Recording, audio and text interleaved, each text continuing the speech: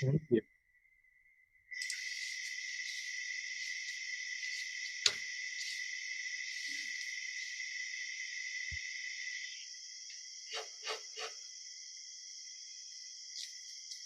Is it snowing? And I guess this is multiple geographic regions represented here, but No, not snowing in the city. well, in case anyone wondered, it's not snowing in New Orleans. My mom's in Buffalo, so down to 4 feet.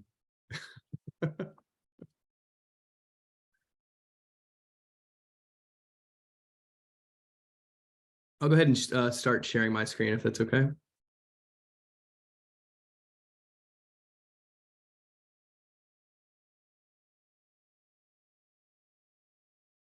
You guys see that? Okay. Yes. Yes. Great.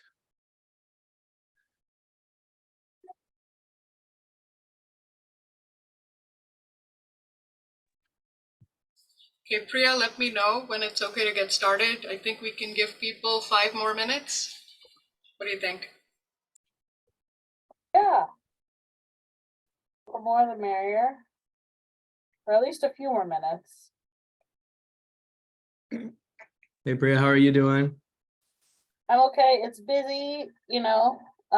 Before the holidays, everyone's trying to get their consults in. I know. Seems like a time-honored tradition. Yeah. ID blessing before sending them home. Or rather, we need actually someone to examine these patients for the next 4 days. That's Exactly. right. Marcus knows they only put the best on for the holidays, right? In need of physical exams. Yeah. Or they're trying to or it's discharge them and they need a discharge summary. And so who's going to write the discharge summary? The ID consultant. That's right. Or it's the also the, I don't know if y'all have this too on the holidays, it's the discharge for the holiday event to come right back. Right? Oh yeah. And then it's what like PO antibiotic, right? Did they right, need? what PO antibiotic for this CRO, right? And then, oh, by the way, I came back and I brought RSV with me because it was with all the kids. So This year I have a couple in reverse where I'm getting calls. I have RSV. Can I go to my daughter's Thanksgiving and there have babies there? Like that's the first time I've had it the other way around. yeah, it's funny. I'm getting the same exact questions. That's how we had that yesterday on rounds. Yeah, because like RSV is in the public consciousness, so people are aware of it. So how often does this group get together?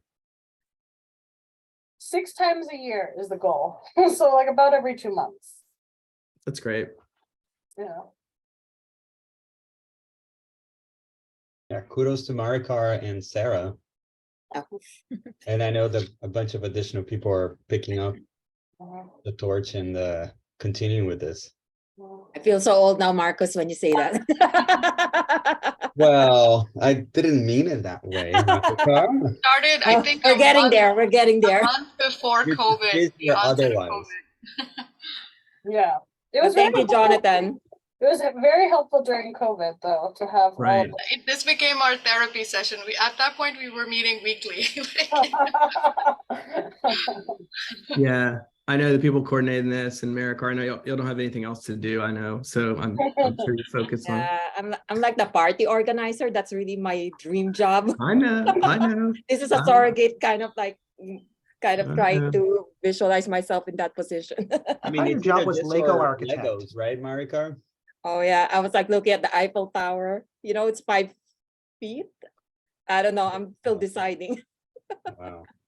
We There can is go somebody ahead and who get started or? Yeah, let's get started, Sarah. Okay. All right, so it's my immense pleasure to introduce to you Dr. Jonathan Hand from Mount Sinai originally, and now at Ochsner for several years, the section head of transplant infectious diseases. And Jonathan's going to talk to you about the transplant infectious diseases clinician and the organ procurement organization. Jonathan, take it away. Welcome. Thank you. Thanks for inviting me. Whenever I got the invitation, I was like, oh, we're going to talk about stewardship. And they said, no, well, Miranda was just here talking about that. And so I said, okay, well, we'll figure something else out to discuss. And this is, I think, I pulled from a lot of different areas of the talks that I've given in the past, because I've really wanted to make this talk for a while and sit down with this and really kick it around. I think we've talked before, and I'm glad Marcus is on here too, and some other folks that probably were involved with the ID working group as in New York related to the evaluation of donors. So we'll definitely want to talk about that, and I'll bring it up. And I just it's very informal. I mean, I want like there to be some discussion, because I think I have my experience with my OPO here, and I'll present some of the literature that I found, and obviously not a ton that exists on this. And we all know why we are beneficial to an OPO. But I think trying to make some of those processes more standardized and really share some best practices, it's part of us, but it's not part of us, right? The OPOs, it's not our institution. So it's something that as a country actually that we share. So I will, with that, I'll get going here. And sorry. So my disclosures, and we can talk about, I'm happy to talk about how I ended up as an associate medical director of our OPO. I'm happy to talk about how I ended up as co-chair of our clinical advisory board for LOPA, which is, you'll see shorthand LOPA, and is my local OPO here. I do I am a paid consultant for our OPO.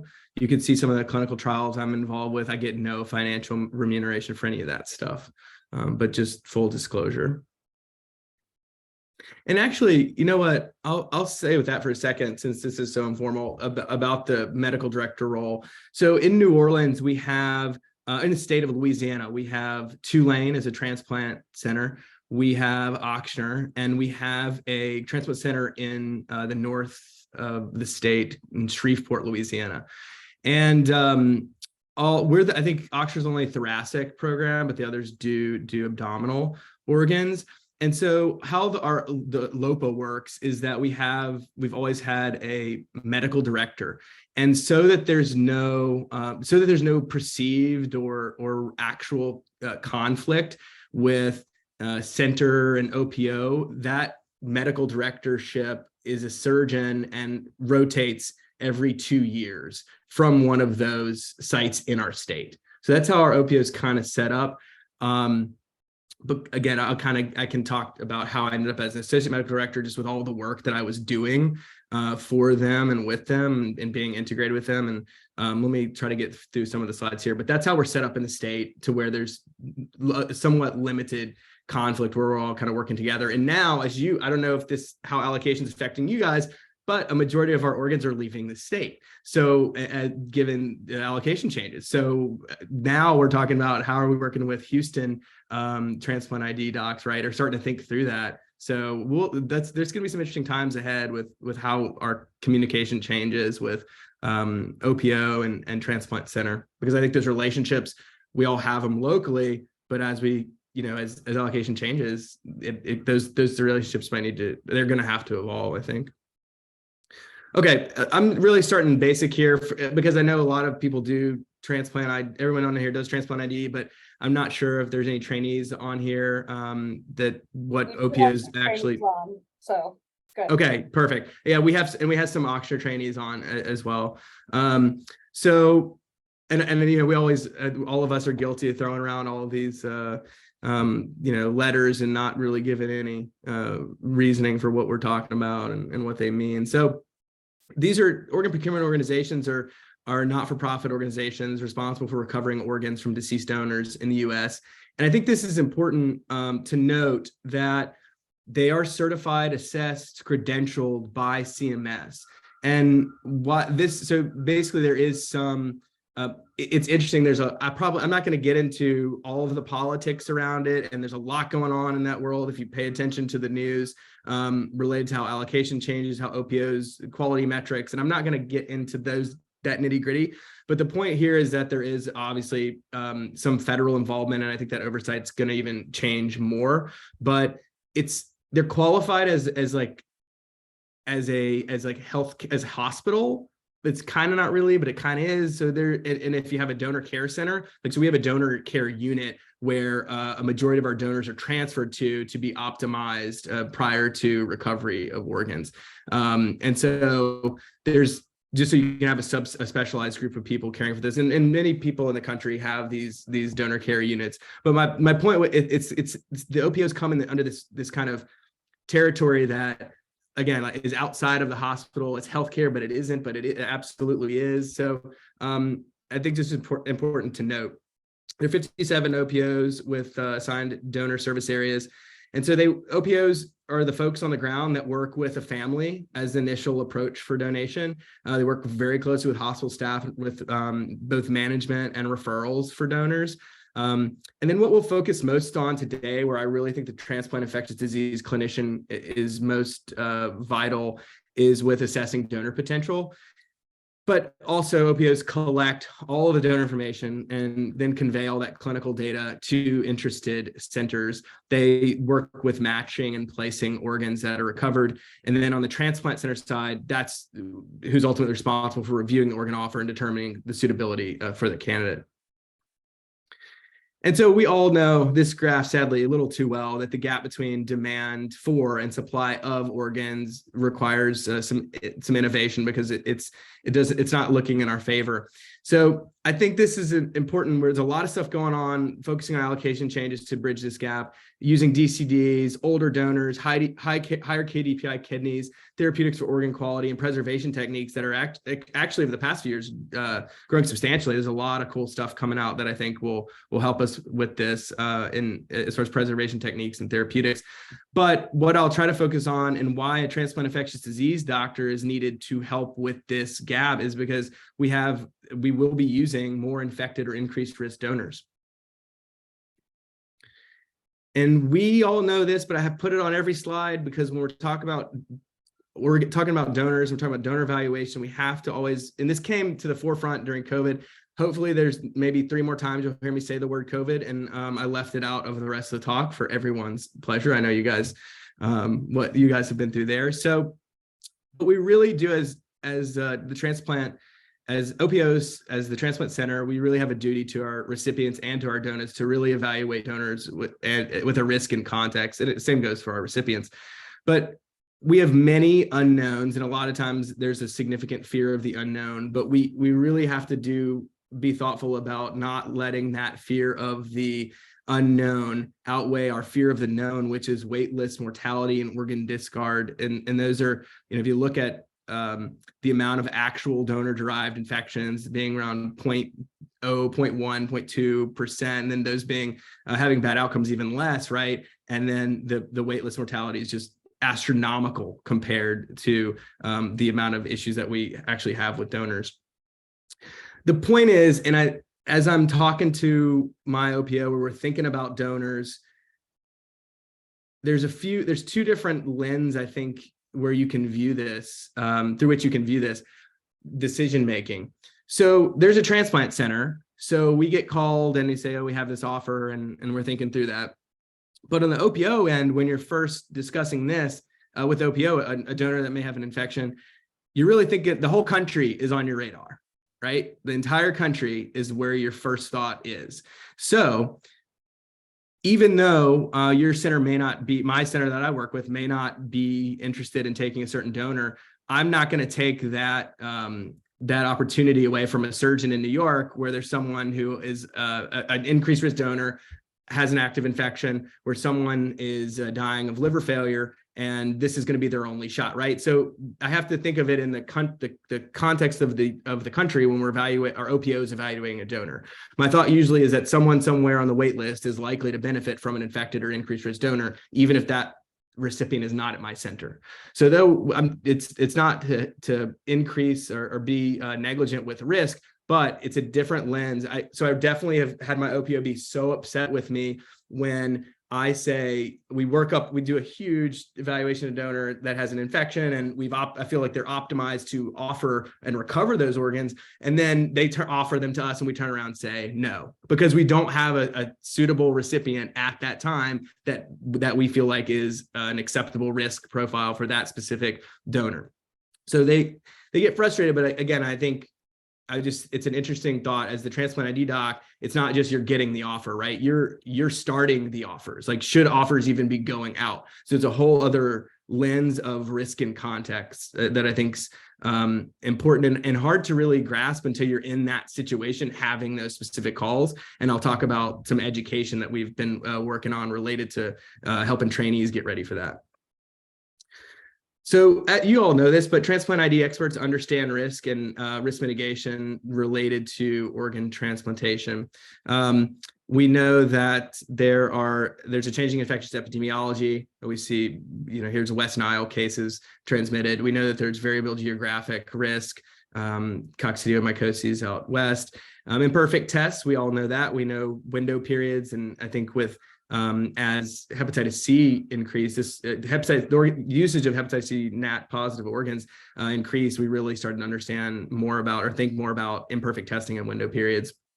Unfortunately, we don't have that long to evaluate donors, so we get imperfect medical and social history, and this was one of the issues described in one of the rabies transmissions. And then we also know there are non-infectious transmissions like malignancies, and even if we're not experts on this literature, we at least know that they're know where to look for this data when we're evaluating a donor, and know that this is could be things that could be potentially transmitted to our recipients. So this is, I think, I'll highlight all the areas where I feel like I have helped out my OPO and where I think others can be integrated with the OPO. Our biggest opportunity here is the pre-transplant donor evaluation. So I'm kind of walking through this stepwise, but a lot of times the transplant, our OPO calls me before they've even approached the family, because that initial approach is a huge deal. So if there's something that absolutely is going to rule that donor out up front, they don't want to approach the family for this to even be a consideration, because that can be very frustrating and challenging for the family already going through such a tough time with their loved one. So starting with the donor medical social history, I don't think I actually knew that there was a thing called a DRE. I think I sometimes forget to teach trainees that this is a thing. But what this is a donor risk assessment interview. And if you haven't looked at one of these, you can just Google it. They're standardized. The AST website actually has some blank ones. And this is essentially a long laundry list of donor risks that they give to the next of kin or loved one, whoever's with the donor, to fill out. And it has everything from have you traveled to have you been diagnosed with cancer? Have you ever been told you had Chagas? Have you ever had an STD? Like, it's a 20-page document of questions. And I would encourage everyone, if you don't know what that is or haven't read through that, to start there, because this is where the OPO is starting. This is where the data that we're getting to understand who this donor was epidemiologically, and from an infection standpoint, that's where that starts. And so I've had that triggers questions for the OPO to call me and say, hey, we read this, it's history of tuberculosis. Is that an issue? Walking through, well, what do you mean? What do you mean by that? Obviously, do they have latent TB? Were they exposed to a grandparent a long time ago? What does that mean? So work with the OPO a lot to review concerning answers to DRE questions. The other part in the pre-transplant donor evaluation is physical exam of the donor and organs. And as we were just joking, sadly, earlier about calling an ID doctor to go do physical exams, one might imagine that not necessarily, maybe there's some great physical exams done by OPO folks, but one could imagine that isn't always perfect, but it is an opportunity to examine the donor. So what's cool is that the OPOs can upload photos into DonorNet that then we can review. So I've had pictures, all kind of pictures of rashes, of like genital sores, you name it, like, oh, that's just the HSV, or, these are all important things, but they can be seen in photos, which is, I think, another thing that if you haven't worked with talking to the OPO, this isn't a thing that you can access through DonorNet, is photos. I'd say they say, hey, they have this rash. I'm like, upload it, send it to me, upload it into DonorNet. I need to look at it. Let's, if this is something concerning to you, we want to know about this. The other part that ID is really probably most critical is with all of the stuff that you know how to do at your institution related to micro, related to serologies. That's extremely helpful to an OPO. So number one, test coordination. I'll talk about that, but a lot of OPOs send out their testing. Some do it locally. It can really be all over the place based on the resources that your OPO has or what hospitals they use or Quest or other send out platforms.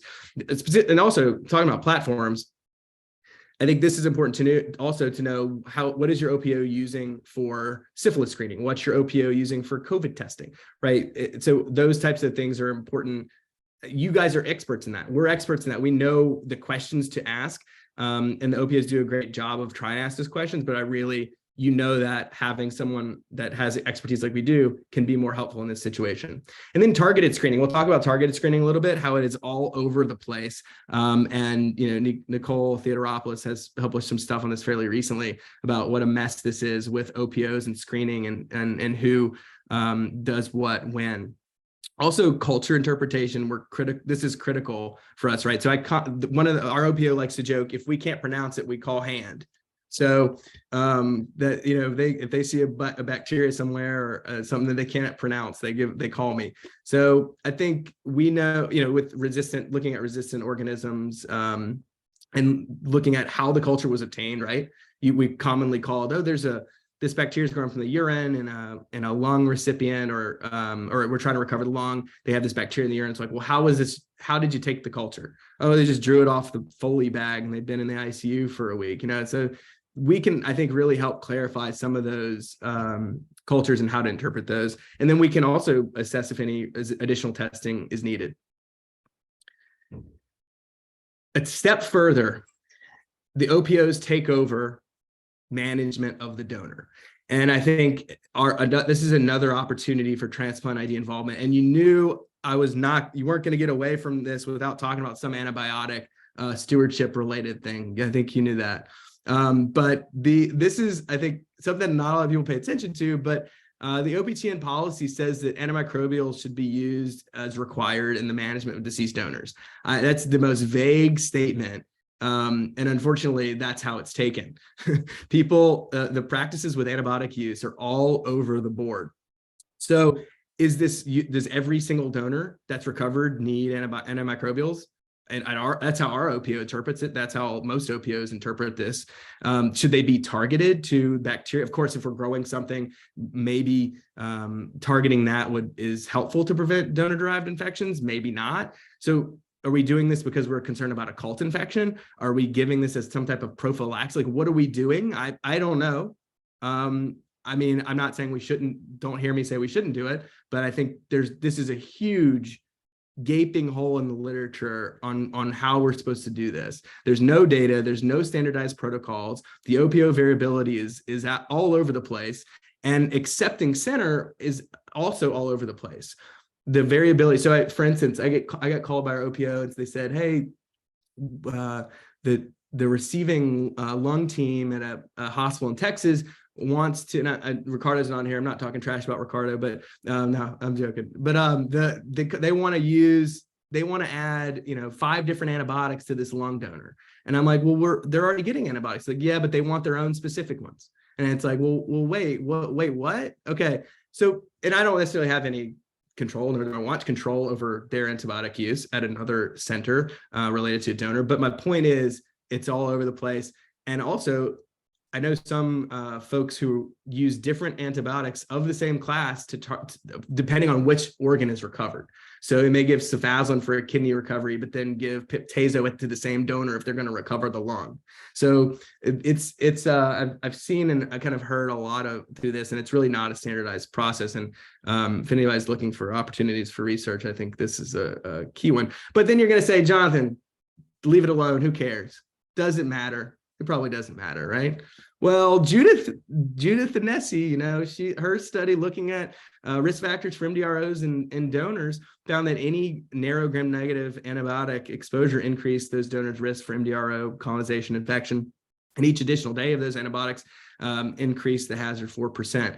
And not all of those donors transmitted, right, to the recipients, but I think it's still an important concept to think about a judicious use of antibiotics in that population. And then in the Italian DREN study, looking at intensive care, and they do a really good job with donor screening with swabs and have a really good epidemiologist. Is a really interesting paper, but they found that in ICUs that had higher rates of carbapenem resistant gram negatives, those rates were associated with increased risk of donor isolation. So isolating these carbapenem resistant gram negatives in those donors, and that's possibly putting our recipients at risk. So, and then who knows what we're doing? I don't know if this has anything to do. In fact, it's a short period of time, and a lot of times, does it have any effect on the microbiome? From the gut standpoint, we're learning more about the lung microbiome, and then what does that mean for the allograft post-operatively for some of our lung transplant recipients, and then also end-organ antimicrobial toxicities. I don't know if anybody's, I'm always curious, they give these donors Vanc and Pip/Tazo, right? So how many kidneys have we lost to just really uncensored and not thoughtful antibiotic use in our donors? I don't know. I don't know the answer to that question. There's a lot of confounders to try to figure that out. The other thing where ID, I think, is critical is to understand that there are no policies for targeted screening. So OPTN, there are absolutely are testing requirements for deceased donors related to HIV, Hep B, Hep C, CMV, EBV, syphilis, and toxoplasma. But I think it's even important within that mandatory group, important to highlight that 87% of OPOs are using non-treponemal test as an upfront screening, and then 71% of those do perform supplemental testing if positive. And this is from one of Nicole's surveys that she did with OPOs. And then when we're thinking about another study she did, looking back, finding 40% of these RPRs are false positive. You know, it's like, what are we doing with this testing? How is this not standardized? How can we make this better? And there's an impact you can have on your local OPO by trying to help with this and help explore this. The big issue here, I think, is this variability in other targeted screening, infectious serology. So this is, again, from Nicole's survey. 39% of OPOs are testing for West Nile, most of them testing year-round, one's testing only during peak season, 61% using NAT alone. Strongyloides, 24% of OPOs are testing, 4 tested all donors, others just use targeted epi risk factors. T. cruzi, 37% of OPOs testing.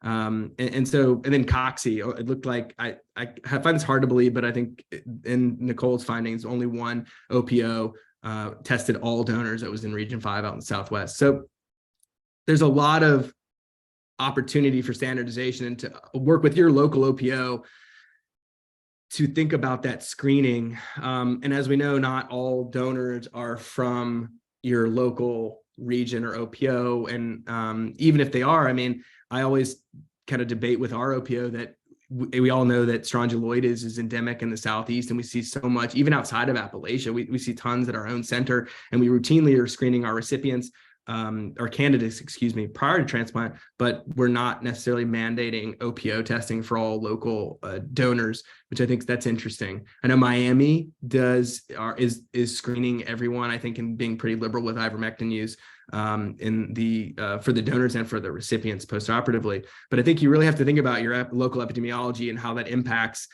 your testing. So maybe not all centers should be doing all of this testing, but the fact that there's nothing standardized about it, I think is problematic and can be risky and harmful to some of our patients.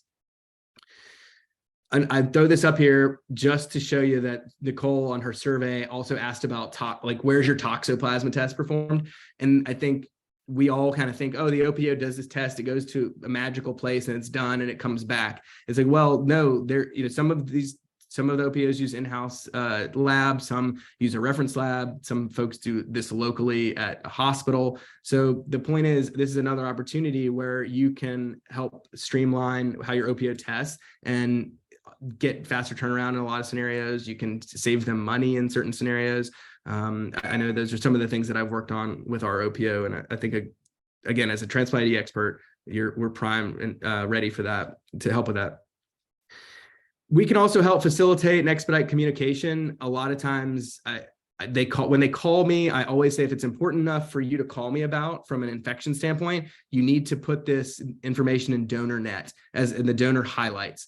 Now, if you haven't navigated DonorNet, for those of you who don't know what DonorNet is, this is where the OPOs put all of the donor information. You can find all their serological data. You can find the micro data. You can find gross pictures of the organs, videos, even from the operating room. But this is where all of the information is, and there's a lot of it in there. But to me, if they're calling me about an infectious issue, I want that to be in the highlights, so a center, when they're evaluating donor, can immediately see that up front and not have to dig through all the culture results to see a certain infectious issue. We're also familiar with local resistance patterns, outbreaks, epidemics. So again, COVID, we really helped a lot getting our local OPO COVID testing going. If you're in a place with lots of things like Canada RS, you know when there's outbreaks of those things, and you know when you need to be thinking critically about a donor and that sort of colonization or infection. And similarly with West Nile, different times of the year, we're kind of, as ID doctors, paying attention to the seasonality of some of these things. I won't get into this, but this is more on the center side. Then there's the post-transplant risk mitigation, where Transplant ID can help with prophylaxis, related to ivermectin for donors who are strong IgG positive, treating recipients for donor bacteremia. Also, we can follow up these screening samples, these blood cultures. The OPO it's mandatory for them to reach out and notify recipients and centers of tests that resulted positive after transplant. But there have been times where they call me and say, hey doc, this came back. Do I really need to call the center and report this? This doesn't seem like an issue. And it's like, no, you have to call, and this is something that's actually important enough to let UNOS know about, right? So us, by having that type of mindset and that lens and that context, that we have this expertise, I think we're able to assist the OPOs to better their practice even in communication related to results that have come back after transplant. We also help post-transplant with monitoring of recipients. For instance, we had a T. cruzi transmission here, and just being involved with the monitoring of that recipient, working with the CDC and that stuff. Adverse event reporting is key, and that's part of the biovigilance system, where we're trying to report this stuff in the US to really have more real-time data that impacts recipients of infected donors very quickly.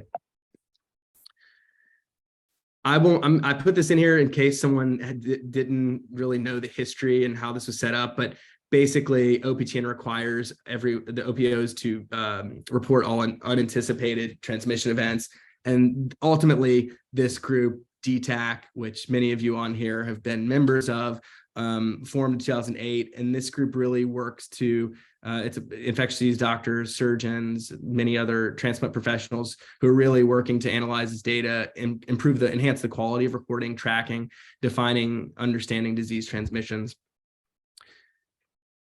So with the another opportunity for Transplant ID support is related to, I kind of mentioned this, how the OPOs are reporting this. I think the key is a real-time communication. That's super challenging because I mentioned our labs are geographically diverse with send-outs. OPOs and transplant centers, as we know, hospitals and are kind of clunky machines, and communication, it can be problematic. This is showing regions and the amount of potential donor-derived events that were reported in those regions of the country. And so you can see it's really all over the place with the number of cases reported. And then this is looking at each bar at the bottom is a different organ procurement organization. And you can see that even how much they report individually varies pretty drastically. This was a survey that I found from Rachel Miller back in 2013.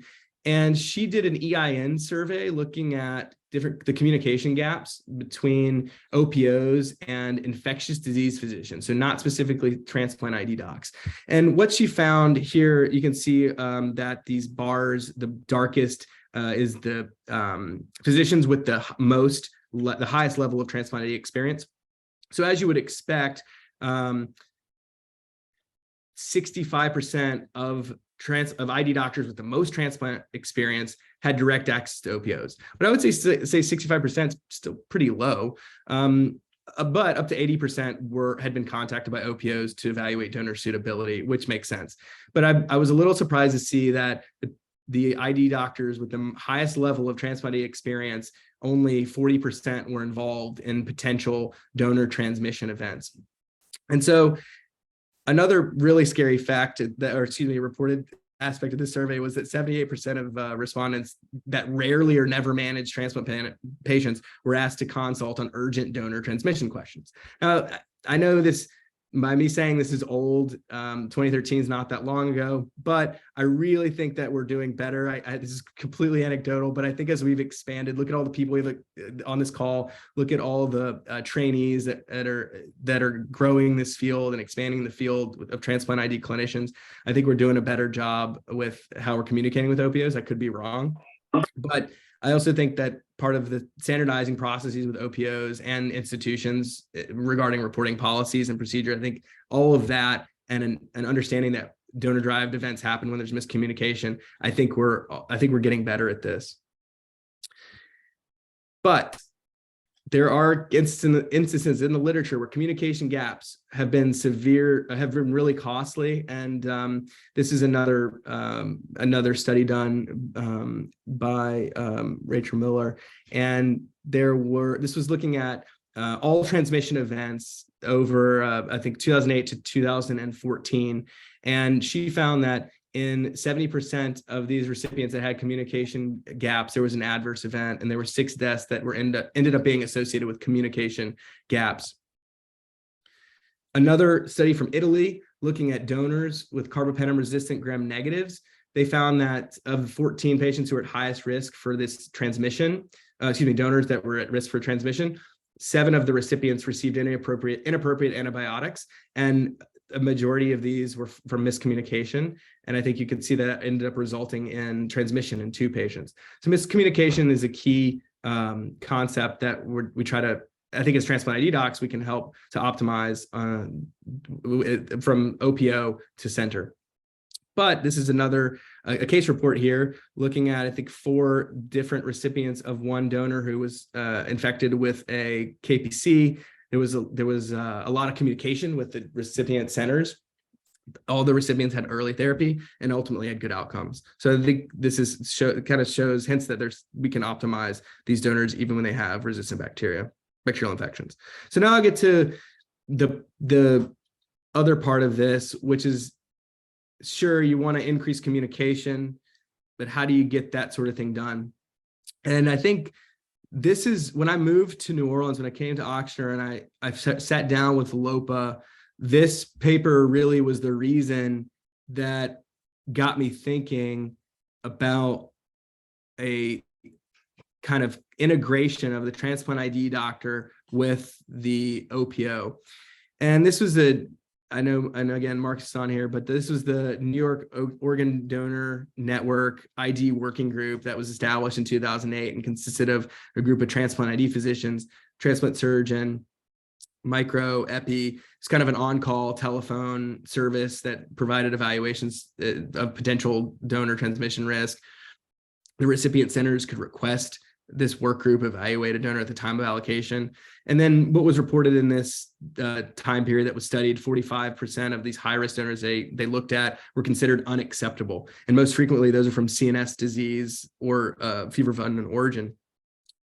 The recipients that ultimately were deemed acceptable risk were transplanted, and there were no reported donor-derived infections. And really what I started to work with from this, and I still re-educate our OPO, is I love the list of, it's such a low-hanging fruit for education and a checklist for OPO coordinators, a list of red flag conditions that you all created. And there may be others besides Marcus on this call that were involved in this, and I apologize if I didn't recognize you here. But this is just a list of stuff that you don't want your donor to have, and you need to probably call an expert if they do have or have had such things. And you can see that list. It's not all encompassing or exhaustive, but I think it's a good start. Another part of this that didn't come from the New York group was this fantastic summary from Dan Call looking at, again, I told you that most of the donors that were deemed unacceptable risk had CNS issues that, or meningitis, encephalitis, not otherwise specified, or seizures concerning for some atypical CNS process. And this is a really great table that I give to print it out for my OPO folks and email to them. These are to kind of think through questions of abnormal presentation. So you can see the donor characteristic, cardiovascular accident diagnosed in a patient without risk factors, right? And we've battled this recently locally because Louisiana, as you probably know, is not the healthiest state. So it's sadly not uncommon for young folks to have cerebrovascular events, but still it shouldn't be a normal thing, and we need to be a little bit more thoughtful about those types of situations that don't quite make sense. And before I get to the next slide about education, I don't know if Marcus, does this group still, is this band still together? Is this? Yeah, most of it. Yeah, Sarah and Mina are part of it too. So this. Oh, Mina, I see Mina now. Sorry. Hey, Mina. Yeah. It's a bunch Hi, of us. Jonathan. Yeah, there's Mina. Yeah. I mean, this has been going on for, I think, about 14 years now, and I joined a few years into it. Actually, Sharish was one of the founding members. You might maybe your time there, you might have mentioned it, but then Betsy from Monty as well. She was one of the pediatrics transplant ID sort of provider. So yeah, they started this small group that has been expanding over the last 14 years and has spanned over different sort of leadership in Live on New York.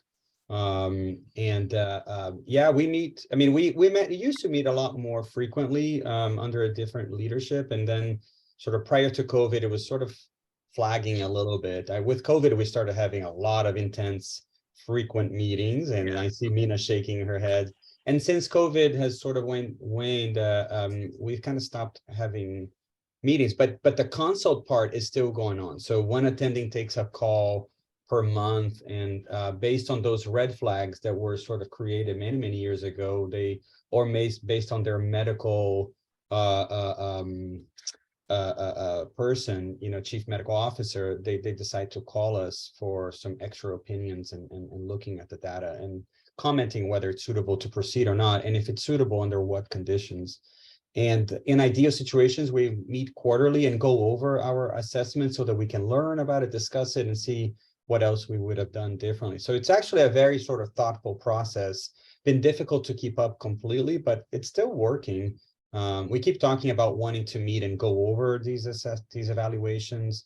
And again, like you mentioned, Jonathan, going over sort of what tests they're using sort of as baseline for donors, or in particular things like strongyloides, West Nile. I know HTLV was debated many years ago, but it's sort of always been a constant sort of source of discussion, what to use for those donors. Very valuable. And I think Rebecca, who I don't know where she is these days. She's somewhere in the West, I want to say. She worked at Monty as well and put together that paper, but it was wonderful collaboration. I don't know, Mina and Sarah, if you had any additional things that I'm forgetting about this working group. It's great. Yeah, and I think it's just in the midst of getting reorganized.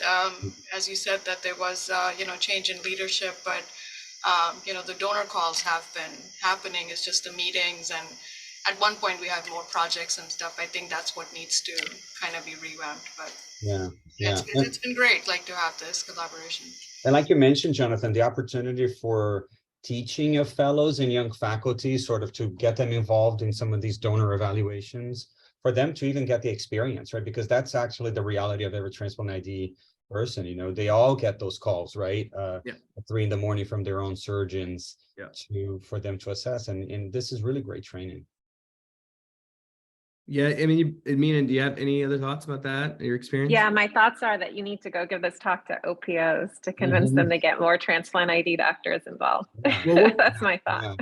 It's always been surprising to me that this is not replicated in other OPOs. I don't know, Jonathan, do you know of any other OPOs that have? No, I don't. And I have some more stuff that we're doing here too, that it's kind of baffling to me that it's not more common across the OPO landscape. Is really, the value, I mean, for instance, I can be on my couch and get a call about a donor with strep pneumo meningitis that the local ID doc says you're crazy, and I can say, oh no, that's fine, let's do it, and no big deal. And then that's 5 lives saved that just sitting on your couch. And so the impact of our knowledge with an OPO, obviously we want to make life happen, number one, through transplantation, but there's a financial incentive for OPOs too to optimize, what the work that they're doing, right? Obviously, again, number one about transplantation, making life happen, saving lives. But I think there's a lot of incentives that are ultimately aligned that I think it's shocking we don't work more too. But as you've seen with the unraveling of a lot of this OPO and allocation stuff in the public and in front of the federal government, you're seeing that there's lots of stuff that needs to be fixed. And so I guess it shouldn't be too surprising, I guess. But so moving on, I don't know how many people got to see this at ID Week. Rachel Sigler, Nancy Law really headed this up, but I was lucky to be a part of this. And so there were a few, you can see over there on the right, participating programs, but what this was they came up with some donor situations and simulations, and we used this with our fellows. So we'd be on the middle of rounds and I would text or secure chat with no patient attached, one of the fellows, and say, hi, this is John, the liver transplant coordinator, or the OPO. Do you have time to talk about this donor? And you can see over here in the methods, it says, hi, yes, I'm on for liver. What's the up with the donor? And it's like, well, this donor has syphilis. And so we had these scripts that you couldn't go off. And as you know, you always want more information, Marcus, me and everyone, Sarah, and they're like, we don't have any more information. This is all we got. So I think that was super fun to work through with the fellows. And then they took a one question quiz at the end of each donor situation or case. And all of my fellows, when they finished, were like, where are the other ones? We want more. So they're quick. It's supposed to be just a snapshot, a phone call. It's not some long drawn out thing, but it says like, what tests do you want next? Do you feel comfortable accepting this for our recipient? Can we move forward? It's a classic question too. Surgeons are about to bring the recipient to the OR. Can we take this? Right? It's the classic call that we actually get, and I thought it replicated in real life pretty scarily close. But the point being, this was I think the first ever thing I've seen where we really got our trainees involved to try to think critically and through a donor evaluation. And you can see the cases here that were done. And I don't want to ruin this because I know they're going to probably expand this, but it was presented at ID Week. It's public knowledge, but they'll probably expand the cases and expand to other transplant centers to be able to use these clinical scenarios with fellows to teach.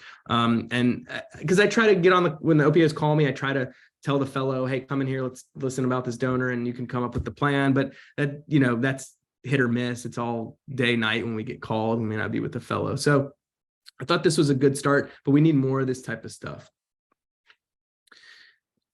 So this is now, I just want to talk briefly about this. I know we're running low on time here, but I'll go through this fast. But as you know, the HOPE Act, Hope in Action, allowing for the recovery and transplant of HIV positive donors for people living with HIV who are waiting on liver, kidney, heart, lung. I'll talk a little bit about that. But this is just showing one of the early OPO surveys looking at HIV donor positive referrals. And you can see that they're all over the place by region, by OPO. Now, why is this? So with an OPO, to do something like this takes a ton of work. You have to train your staff. So if you think about it, sometimes if you have a nurse that worked for an OPO, or that works for an OPO, or some type of clinical person, and they remember being in the hospital back in the 90s, taking care of people living with HIV when things were different as far as antiretrovirals and therapies go. And then you now fast forward, they're in a situation where you're talking about recovering donors. I think there's a lot of staff training, a lot of cultural competencies, a lot of process changes, a lot of behavioral changes that need to happen with OPOs.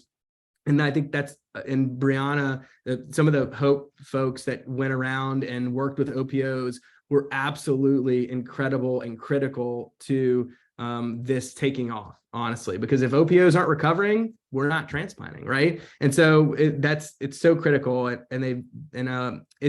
taken a while, and I have a next slide about that, of where we kind of been with OPO involvement in recovering HIV positive donors. But also with my OPO, we worked on education materials. Again, wearing my OPO hat, not my institutional hat. We created some education about just signing up to be an organ donor, and we worked with advocacy groups locally to make sure that wording was good, and that it kind of hit the point, appropriately hit the point. And also we went around to local groups in the city and in the state, and HIV providers, and kind of gave them some education. Again, that was me not wearing an institutional hat, but an OPO, working with our OPO. So here's 2016. You can see to kind of the beginning of HOPE, when all the OPOs that were recovering, and then fast forward to 2018. And I hope now, I don't have a new updated slide, but I would assume that it's most, if not all. I know there's some problematic OPOs who sometimes have an issue recovering the donors who have tested positive for HIV, but I think that's the exception, thankfully. Another cool part about HOPE was they had tons of information for the OPO. Like, I love this OPO preparation card. Be prepared for your call with the infectious disease physician. And it's got kind of ranked higher to low, what was the ID doc going to want to hear about when you're discussing with them. And that there was a hotline for OPOs to call, I think is huge. This is, Marion just published this with Cam. This was this kind of captures what we're trying to talk about here. Donor evaluation in the area of HIV positive organ transplantation, the importance of the transplant ID, infectious disease specialist. And this she really nicely highlighted the 3 cases where, as I don't know, for my center, for my recipients through HOPE, I am one of the first contacts after we've kind of reviewed the organ for quality. I'm always calling the local OPO because I really want to hear from that coordinator any infectious history or concerning issues. But she highlighted 3 cases. One, there was a donor kidney that they did a pre-transplant biopsy that had 65% glomerular sclerosis, and that was ultimately declined. There was another donor had new onset seizures. They requested, as a center, an LP, which I think is fantastic. Ultimately, though, they were diagnosed with cryptococcal meningitis, and that donor was declined. Another donor, this was an interesting case. This donor was supposedly on PrEP. And I talked to Cam about this case, and I tried to put myself in this situation with what I would have done. But this donor was reportedly on PrEP, and they ultimately moved forward with transplant. They added rilpivirine to the recipient's regimen. You can see there, until the donor genotype resulted. Ultimately, there was no issue with the resistance. But I think, you don't have a genotype at the time of transplantation. So accepting a donor on PrEP, I think that is just interesting. I would like to, it'd be interesting being part of those discussions, because this is complex. But luckily in the country, the HOPE in Action trial has a really nice support network through email that we can all talk through and work through donor issues or concerns. Now, I know we got the Monty folks on here. I think this is such a weird coincidence. All right. So, and Vish is on here too. So first, I'll say congratulations. This is as a center to move forward with this. It's so fantastic. Really excited for you guys. I think I'm extremely thankful for the donor family. And this is, deep South. There's the cultural, a lot of stuff in Louisiana culturally related to HIV. I think this is such a great step in the right direction. The donor family, I mean, at LOPA in general, our number one focus always is donor family number one. And I think, so I just want to kind of express my thanks to that family. But I got a call from, and I didn't have anything to do with this, except that I think all of the education, all the work, and how good we became at recovering HIV positive organs without it being a thing, just our protocols, everything in place. They called me one night. They said, "We have the heart. Can we do hearts?" And I said, "If there's someone yeah, of course, why not?" And so I didn't know if it was the first or going to be a part of, I knew it was obviously early, but my OPO folks yesterday flew up to Monty my head opioid coordinators are with you guys now and sent me this amazing photo of that's hot off the press through a text from the press conference that you guys just had. And that's the donor mom listening to the recipient heart. And I don't think they can understand really the impact of what their loved one, I think kind of the impact this has on the transplantation community. I think it's fantastic. So great work, team at Monty. And I think it's an odd coincidence that we're talking about this today. Vigisha, did you, how was everything was the press conference? I heard it was a really kind of touching press conference and event. It was amazing. The patient agreed, she had heart and kidney failure, heart failure as well as renal failure on dialysis. And she said at the conference before I did this transplant, I couldn't walk 20 steps without gasping for breath. And I knew that I wasn't going to live long like this. And we have a whole team here. I said there's a whole team. I mentioned Christine Durand and Dory Segov, but I didn't even, actually I met your coordinator this morning and he was saying, oh yeah, we talked to Dr. Hand about this, him, and I said, I don't know her personally, but yeah, I know who Dr. Hand is.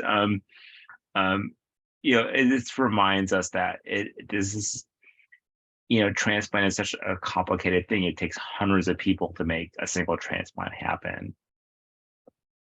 And in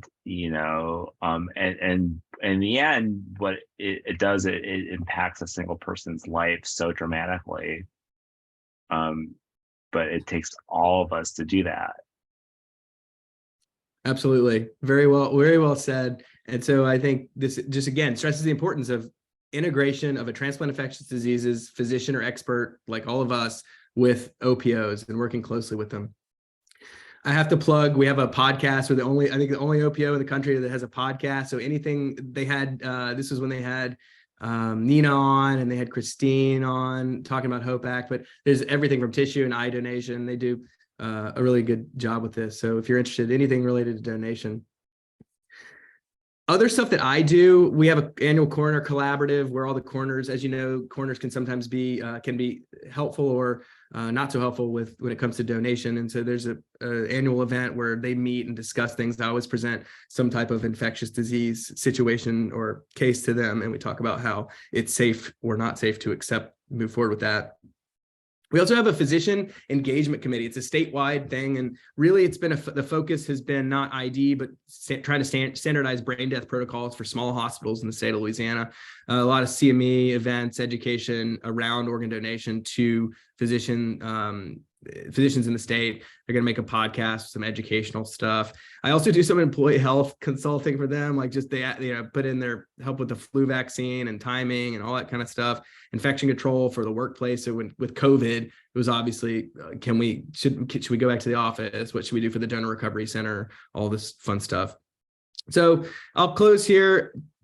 TID involvement with OPOs should be mandatory, I think, in some capacity, because we really can help optimize utilization, decrease discard, facilitate safe transplant from donors with infection. Voluntary infectious testing really needs to be better standardized, and TID expertise is helpful to optimize the local OPO needs. And there's so much variability in OPO practice with screening, management, HIV referral, all kind of stuff that would benefit from our involvement.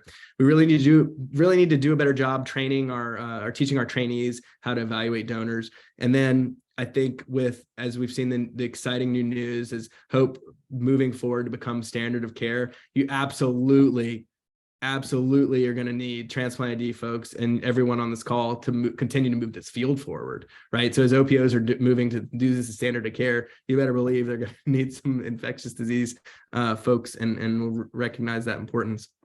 Lastly, these are med students, fellows, attendings, visiting students who we brought to our donor care unit on the north shore of the lake. So it's about 30 minutes north of New Orleans. This is the one that we went to visit and looked at all the facilities and talking about donation. And then I know we're proud of the work we do. We all do a lot of stuff. We're ID docs. We work hard and it's very meaningful.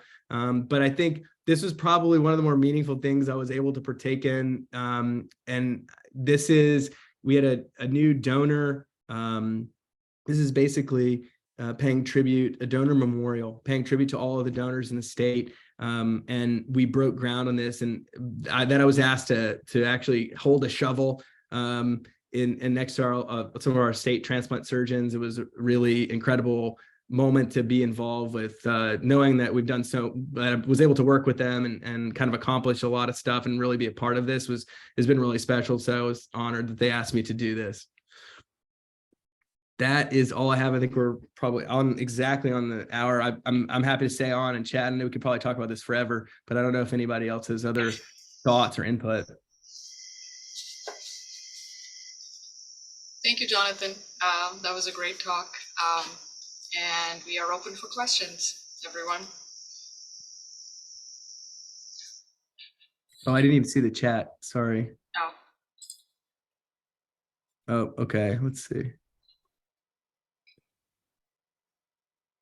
Well, it's Jonathan, mostly just saying how great your talk has been. Oh, thanks, Argus. Jonathan, of course. I do think that your points are really important in terms of how to standardize these donor evaluations. You know, it's just surprising to me that sort of this doesn't happen elsewhere. And I just wonder how much OPTN, right, and even DTAC could mandate some of this, or at least sort of strongly recommend and have OPOs create their own sort of, you know, infectious disease working groups or boards or whoever structure they want to, you know, so that this can become standardized.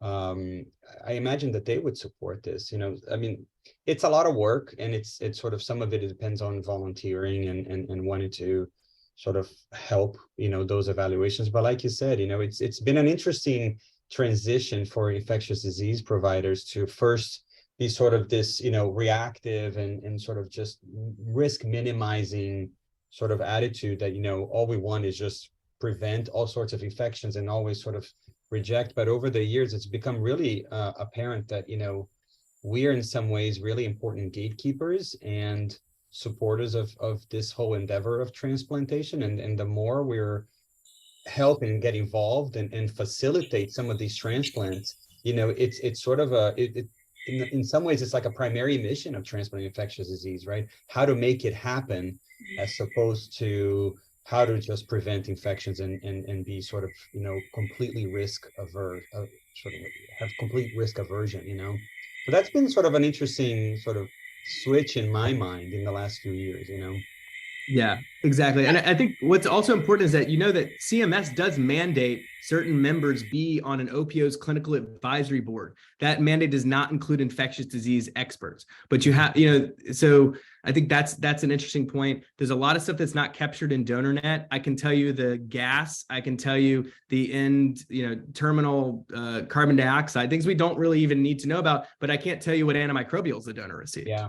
Right. So there's no capture. And then you got to also be concerned. We're also concerned about, you mentioned HTLV, you know, we don't want to over test, right? The over testing we've seen in the past has resulted in organ discard because centers and people don't know how to handle a positive result and what that may mean. So there's always that delicate balance, testing for trying to do a new test that can cost OPO, delay transplant, may even decrease transplant. Like that always has to be that middle ground, at least thinking about a diagnostic stewardship, if you will. On the flip side. Yeah. Yo, thanks. Even the DRE, this is Maricar, even the DRE is not standardized across OPOs. That's exactly right.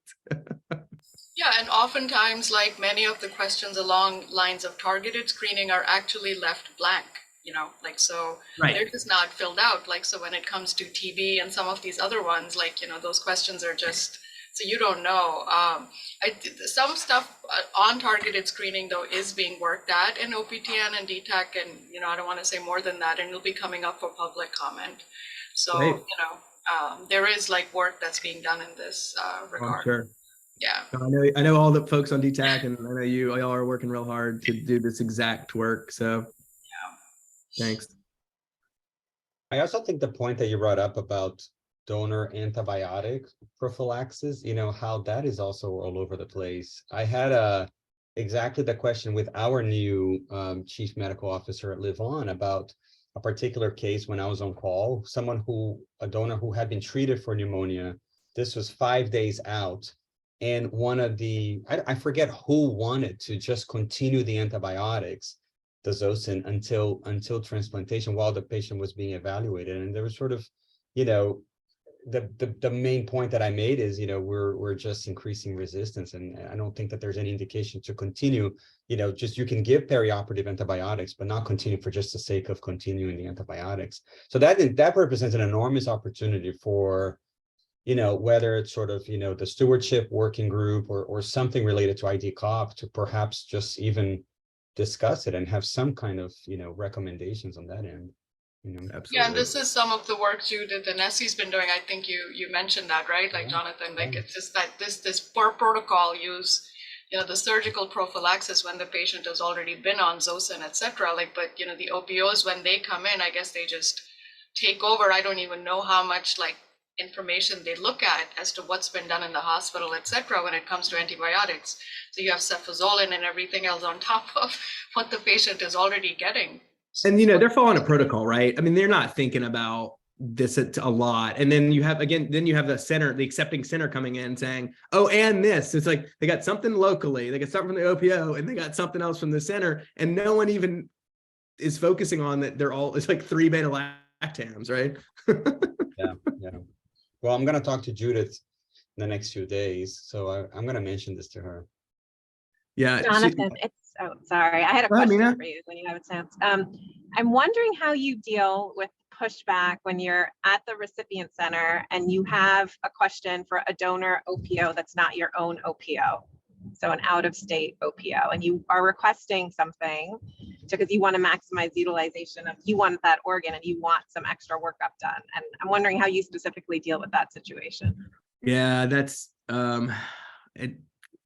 I just try to negotiate. Basically, I just, I just try to be really nice and see how it goes. Okay, I was thinking maybe, that's like one place where having an ID person at every OPO could be so helpful, because I could call you, you know what I mean? And I've done that. I've called you when I know that I have a donor from Louisiana, I'll call you.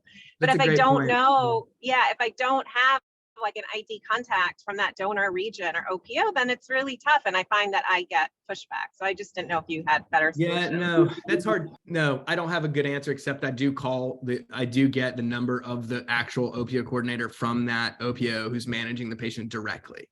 Right. So like saying who I am, why I'm asking for this stuff, not third partying this all out, right? Like being like telephone and me telling a coordinator to tell another coordinator, like, no, let's say why this is important. Why are we looking for this? Why, help me help you in a way. And, a lot of times, we're brought in at the very end and they're like, no, we just want to place the organ. We got to place the organ, got OR time. It's like, well, wait, like this isn't safe and we really need more information. So it's negotiation. I'm with you, but I love your idea of having like another way TID could have our network. We could help each other out in that way. Because that happens with Hope in Action, right? I mean, that's what we do with Hope. Exactly. And they're enormously helpful. Someone is doing the work and communicating it. Yeah. Yep. Like us, like I found a genotype in Florida on a Saturday morning. Right. That's right. We've all done that sort of stuff. Yeah.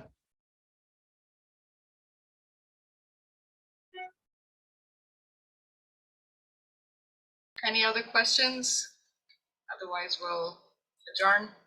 Yeah. Anybody else? I've never heard this type of talk. And so it was trying to create something of my own experience, but giving me some ideas to talk to my OPO about.